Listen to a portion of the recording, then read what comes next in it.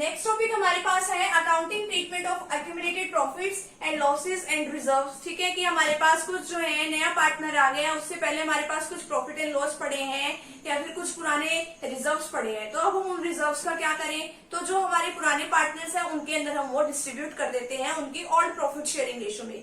लेकिन एक बात ध्यान रखनी है, चाहे नया पार्टनर का शेयर भी दे रखा हो या फिर न्यू प्रॉफिट शेयरिंग रेशो भी दे रखी हो, उसको कंसीडर नहीं करना, ऑल प्रॉफिट शेयरिंग रेशो से ही काम करने हैं। जितने भी रिजर्व्स वगैरह हैं उनको डेबिट में डाल दो, जैसे जनरल रिजर्व है, रिजर्व फंड है, प्रॉफिट और लॉस का क्रेडिट बैलेंस। क्रेडिट बैलेंस तो प्रॉफिट होता है, लेकिन डेबिट बैलेंस क्या होता है, लॉस होता है। तो ये सारे जितने भी बैलेंस पड़े हैं उन सभी को डेबिट में डाल दो और पार्टनर के अकाउंट पे, पार्टनर के कैपिटल अकाउंट पे कुछ जाएगा तो उससे उनका अकाउंट क्या कर दो, क्रेडिट कर दो। ठीक है, तो ये करना है। अगर लॉसेज है तो उल्टा कर दो, इसका ओल्ड पार्टनर्स का कैपिटल अकाउंट डेबिट कर दो। ठीक है, अगर हमारे पास मान लो प्रॉफिट और लॉस का डेबिट बैलेंस है तो उसको कहाँ पे डाल देंगे हम, क्रेडिट साइड में। अगर हमारे पास कुछ स्पेसिफिक रिजर्व्स वगैरह पड़े हैं, कुछ फंड्स है जैसे वर्कमैन कंपनसेशन फंड है कि हम अपने एम्प्लॉयज के लिए वो बना के रखते हैं कि कोई भी एक्सीडेंट वगैरह ना हो जाए, या फिर इन्वेस्टमेंट फ्लक्चुएशन फंड है कि इन्वेस्टमेंट की वैल्यू अप एंड डाउन होती रहती है, तो उसके लिए बना के रखते हैं। तो अगर ऐसा कुछ फंड है और उसका यूज नहीं किया गया तो वो भी डिस्ट्रीब्यूट कर देंगे to all partners capital account में, इनकी ओल्ड प्रॉफिट शेयरिंग रेशो में।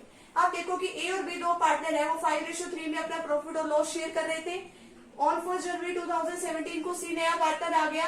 सी के एडमिशन के टाइम पे जो बैलेंस शीट में दिखाया कि ए और बी की बैलेंस शीट जो थी उसमें जनरल रिजर्व दिखाया 1,60,000 का और प्रॉफिट और लॉस का क्रेडिट बैलेंस, क्रेडिट बैलेंस क्या होता है, प्रॉफिट होता है, वो कितने का दिखाया 2,40,000 का। तो अब बांट देंगे अब इसमें। ठीक है, जनरल रिजर्व अकाउंट डेबिट कितने का है, जनरल रिजर्व 1,60,000 का है, 1,60,000 का है। ठीक है, to A's capital account, to B's capital account, इसको हमने क्या कर दिया, क्रेडिट कर दिया। कौन सी रेशो में, ऑल प्रॉफिट शेयरिंग रेशो में 5:3 में।